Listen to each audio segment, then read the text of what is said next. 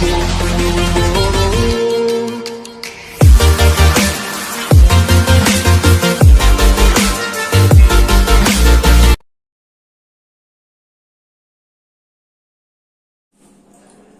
दोस्तों, examher.com में आपका स्वागत है। हम लोग आधुनिक भारत में सामाजिक और धार्मिक सुधार आंदोलन के बारे में देख रहे थे। उसी में पहले वीडियो में हम लोग राजा राममोहन राय और ब्रह्म समाज के बारे में देखे थे। आज हम लोग सामाजिक और धार्मिक सुधार आंदोलन का दूसरा वीडियो लेके आए हैं। इसमें हम लोग प्रार्थना समाज के बारे में देखेंगे। होता क्या है, ब्रह्म समाज की स्थापना राजा राममोहन राय करते हैं, परंतु उसे पूरे भारत में फैलाने और उसे प्रचार करने का काम केशव चंद्र सेन करते हैं। केशव चंद्र सेन अपने महाराष्ट्र यात्रा पर आए हुए रहते हैं 1867 ईस्वी में। होता क्या है, 1867 ईस्वी में केशव चंद्र सेन महाराष्ट्र आते हैं और वहां पे उनकी मुलाकात डॉक्टर आत्माराम पांडुरंग से होगी। किससे होती है? डॉक्टर आत्माराम पांडुरंग। कब? 1885 ईस्वी में। डॉक्टर आत्माराम पांडुरंग केशव चंद्र सेन से प्रभावित होकर प्रार्थना समाज की स्थापना करते हैं। तो प्रार्थना समाज की स्थापना कब हो रही है? 1867 ईस्वी में हो रही है। कौन कर रहा है? डॉक्टर आत्माराम पांडुरंग कर रहे हैं। किससे प्रभावित होकर कर रहे हैं? केशव चंद्र सेन। केशव चंद्र सेन, ये केशव चंद्र सेन कौन है? ये ब्रह्म समाज के हैं। ब्रह्म समाज की स्थापना राजा राममोहन राय करते हैं और उसी को पूरे भारतवर्ष में फैलाने का, भारतवर्ष ब्रह्म समाज को फैलाने का जो कार्य करते हैं वो केशव चंद्र सेन करते हैं। इन्होंने दो यात्रा की थी, एक मद्रास यात्रा की थी और एक महाराष्ट्र यात्रा की थी। महाराष्ट्र यात्रा में इनकी मुलाकात डॉक्टर आत्माराम पांडुरंग से होती है, जहाँ पे इनसे प्रभावित होकर डॉक्टर आत्माराम पांडुरंग प्रार्थना समाज की स्थापना करते हैं। प्रार्थना समाज की स्थापना हो जाती है। इस समाज का मुख्य उद्देश्य जो था वो था आपका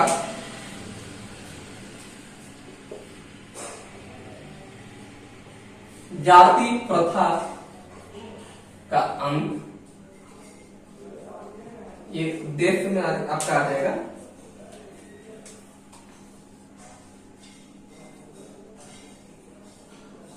पहला उद्देश्य था जाति प्रथा का अंत, दूसरा था विधवा पुनर्विवाह,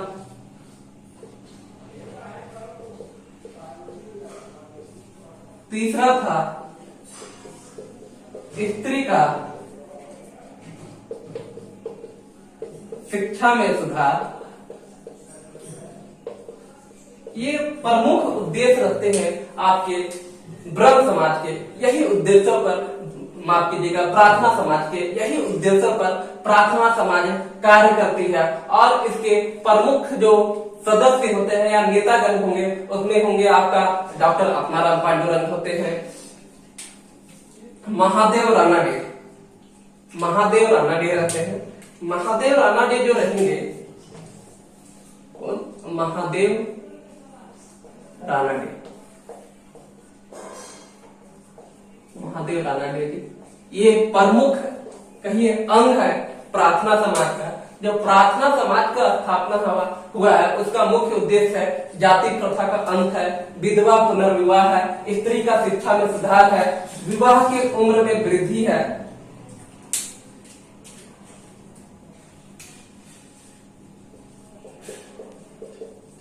विवाह के उम्र में वृद्धि।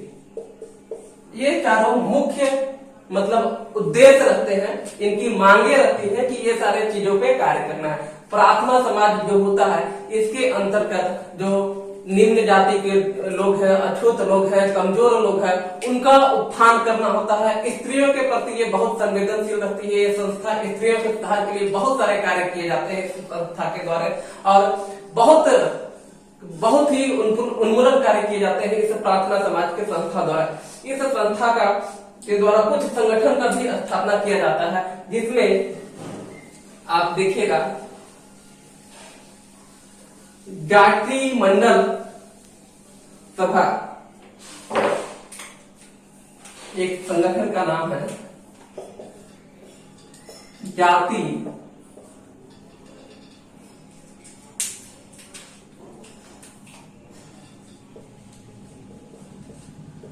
मंडल सभा, इसके अंतर्गत क्या होता है, जो अछूत वर्ग के लोग हैं, कमजोर हैं, पिछड़े हैं, इनके उत्थान का कार्य किया जाता था जाति मंडल सभा के अंतर्गत। सेवा समाज संघ एक आपका था, सेवा समाज संघ, इसके अंतर्गत क्या किया जाता था, जितने भी समाज के सभी वर्गों का उत्थान का कार्य किया जाता था। एक्चुअली आप देखिएगा, जो प्रार्थना समाज का जो गठन हुआ था, इसका उद्देश्य था पश्चिम भारत में, या आप कहें महाराष्ट्र में, बंबई में, पश्चिम भारत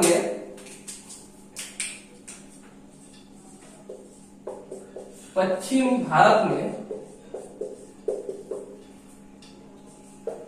हिंदू धर्म में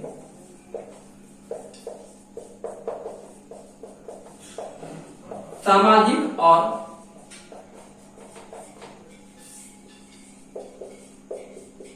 धार्मिक सुधार करना।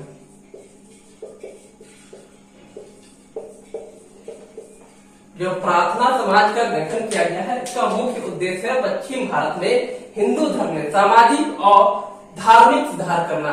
इसके द्वारा पश्चिम भारत में, कहे मुंबई में, महाराष्ट्र में, जो सामाजिक सुधार का, धार्मिक सुधार का कार्य करने का इस समाज का मुख्य उद्देश्य रहता है। इसमें जाति मंडल सभा का गठन किया जाता है, सेवा समाज संघ का गठन किया जाता है, दक्कन शिक्षा सभा का गठन किया जाएगा। दक्कन शिक्षा सभा, इसका गठन कब होता है, 1884 ईस्वी में। ये ईस्वी वह है जब केशव चंद्र सेन का मृत्यु होता है। केशव चंद्र जो भारतवर्षीय ब्रह्म समाज के संस्थापक भी रहते हैं, उनकी मृत्यु होती है 1884 ईस्वी में। और मैक्स मुलर जो महान दार्शनिक होते हैं विश्व के, उनके द्वारा कहा जाता है, इनके बारे में क्या कहा जा रहा है, एक भारत के एक महान पुत्र का अंत हो गया। भारत के महान पुत्र का अंत हो गया। देखिएगा, मतलब मैक्स मुलर जो पूरे दुनिया के उस समय महान दार्शनिक में थे, उनके द्वारा कहा जा रहा है केशव चंद्र सेन के बारे में, भारत के महान पुत्र का अंत हो गया। समझिए कि केशव चंद्र उस समय भारत के कितने ही महानतम व्यक्तियों में रहे होंगे। केशव चंद्र की मृत्यु कब हो रही है, 1884 ईस्वी में। उसी समय दक्कन शिक्षा सभा का गठन किया जा रहा है महादेव रानडे द्वारा। इसी संगठन का कालांतर में जाकर नाम Poona Fergusson college, Poona Fergusson college हो जाता है, पूना फर्ग्यूसन कॉलेज हो जाएगा। ये जो सभा है पूना में ही स्थापित होती है और ये कालांतर में जाकर पूना फर्ग्यूसन कॉलेज के नाम से जानी जाती है। ये महत्वपूर्ण संगठन जो था ब्रह्म समाज, प्रार्थना समाज द्वारा स्थापित किए जाते हैं। उसके बाद हम लोग देखेंगे जो प्रार्थना समाज के प्रमुख अंग है महादेव गोविंद रानडे के बारे में।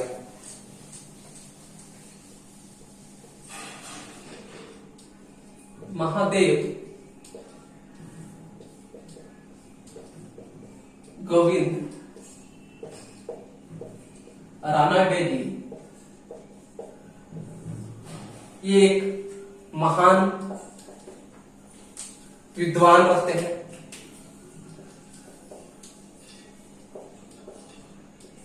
समाज सुधारक रखते हैं,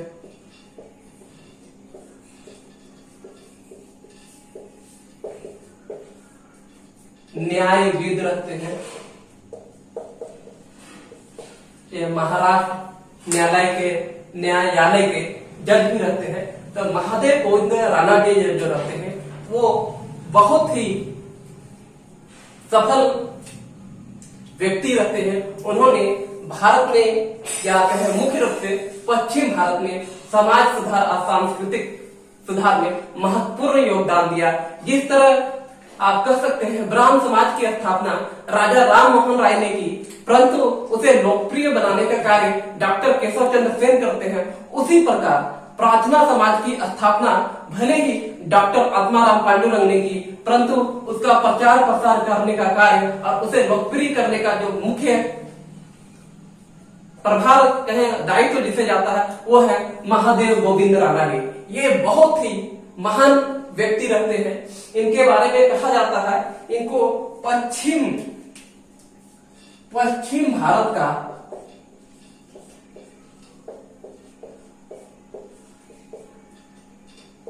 सांस्कृतिक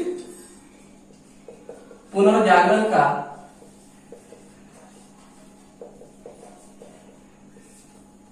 अग्रदूत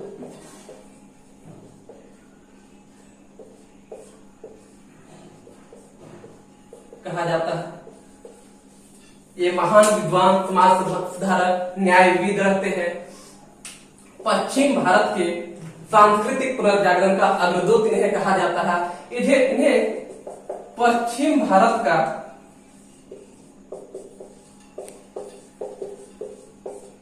सुकरात कहा जाता है। सुकरात जो है महान दार्शनिक थे। वो ऐसे व्यक्ति थे जो जटिल से जटिल बात आसान शब्दों में, आम बोलचाल के शब्दों में ऐसे लोगों को समझाते थे कि उन्हें आसानी से समझ में आ जाती थी। उसी ही चरित्र के हमारे महादेव गोविंद रानाडे थे। वो जटिल से जटिल बातों को इतनी सरल भाषा में, आम बोलचाल के भाषा में अपने आसपास बेसिक उदाहरण देकर समझाते थे कि आम व्यक्ति को आसानी से समझ में आ जाती थी। तो वैसा ही चरित्र महादेव गोविंद रानाडे का था, सुकरात के जैसा, इसलिए इन्हें पश्चिम भारत का सुकरात कहा गया है। ये इतने अच्छे व्यक्ति थे। इनके बारे में कहा जाता है कि जब ये महाराष्ट्र के न्यायालय के जज थे उस समय रास्ते में जा रहे थे, एक बूढ़ी महिला माथे पर गठरी ली हुई, लकड़ी का गठरी ली हुई जा रही थी। वो पसीने से तरबतर थी और सांस इतनी तेजी से फूल रही थी कि वो अच्छे से सांस नहीं ले पा रही थी। वो जब ये देखते हैं तो उन्हें बर्दाश्त नहीं होता है और उस महिला से पूछते हैं कि मैं आपकी क्या सहायता कर सकता हूँ। तो उस महिला ने उनसे कहा कि ये गठरी को पकड़ के आप नीचे उतारने में मेरी मदद कीजिए। वो गठरी को पकड़ के नीचे उतार देते हैं। उसी वक्त वहां से एक व्यक्ति गुजरते हुए रहता है। उस महिला को कहता है कि आप जानते हैं यह कौन है? ये महाराष्ट्र न्यायालय के जज हैं। तभी ये बात महादेव गोविंद रानाडे सुन लेते हैं। वो कहते हैं कि मैं एक जज होने से पहले एक व्यक्ति हूँ और मेरा ये दायित्व बनता है कि अगर कोई परेशान है, कोई मुश्किल में है तो मैं उनकी सहायता करूं। इस चरित्र के हमारे महादेव गोविंद रानाडे रहते हैं। इनके द्वारा एक पुस्तक लिखी गई थी। उस पुस्तक था आस्तिक का धर्म में आस्था। आस्तिक का धर्म में आस्था ये पुस्तक बहुत चर्चित पुस्तक है। इसके अलावा जो प्रार्थना समाज में एक प्रमुख व्यक्ति है, प्रार्थना समाज के एक महान व्यक्ति के बारे में हम लोग आज चर्चा करने जा रहे हैं। उनका नाम है महर्षि धोडो कर्वे। महर्षि धोडो कर्वे इन्होंने अपना पूरा जीवन, महर्षि धोडो कर्वे ने अपना पूरा जीवन नारियों के, महिलाओं के उत्थान पे लगा दिया है। इन्होंने 1896 ईस्वी में अनाथ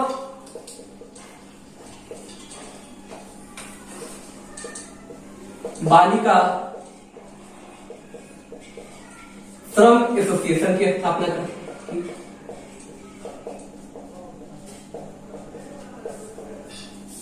1899 ईस्वी में इनके द्वारा विधवा आश्रम संघ की स्थापना की जाती है और 1893 ईस्वी में ये खुद एक विधवा से विवाह करते हैं।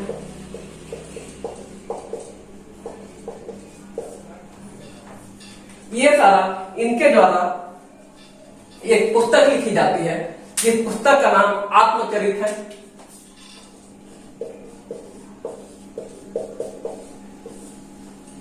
1916 ईस्वी में इनके द्वारा प्रथम महिला विश्वविद्यालय की स्थापना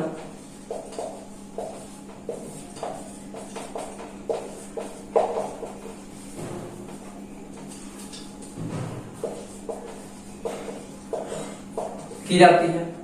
1896 द्वारा महर्षि भोडो कर्वे द्वारा अनाथ बालिका श्रम एसोसिएशन की स्थापना की जाती है। होता क्या है, ये वो समय रहता है जब महिलाओं का विवाह बहुत ही कम उम्र में कर दिया जाता है।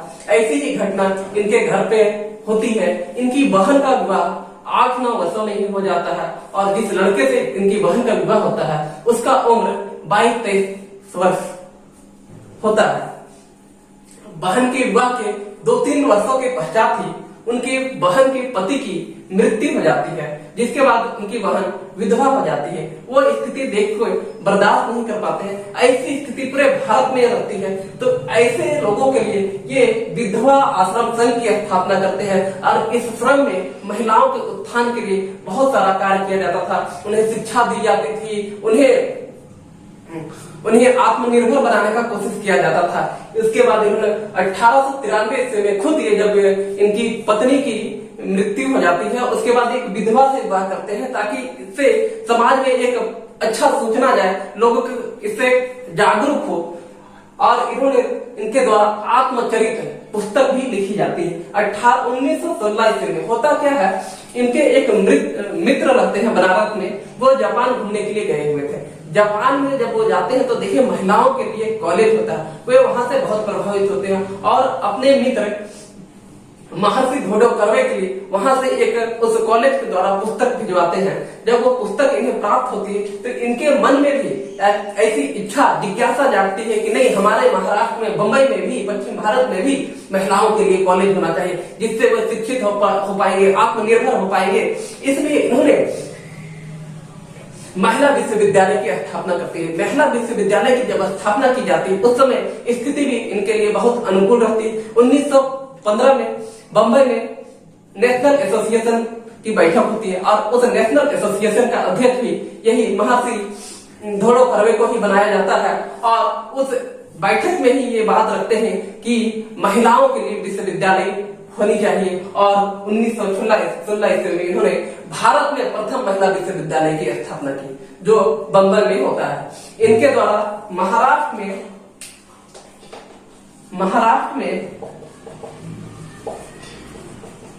ग्राम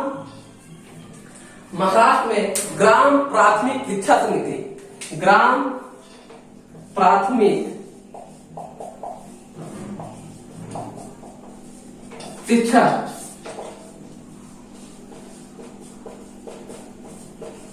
समिति का गठन किया जाता है। इसके तहत महाराष्ट्र में जो ग्राम प्राथमिक शिक्षा समिति का गठन किया जा रहा है, इस समिति के द्वारा गांव में लोगों को शिक्षित करने के लिए जागरूक करना और उन्हें शिक्षा प्रदान कराकर उन्हें शिक्षित करना इस समिति का मुख्य उद्देश्य होता है। धन्यवाद। अगर आपको वीडियो अच्छा लगा हो तो चैनल को सब्सक्राइब अवश्य करते हैं।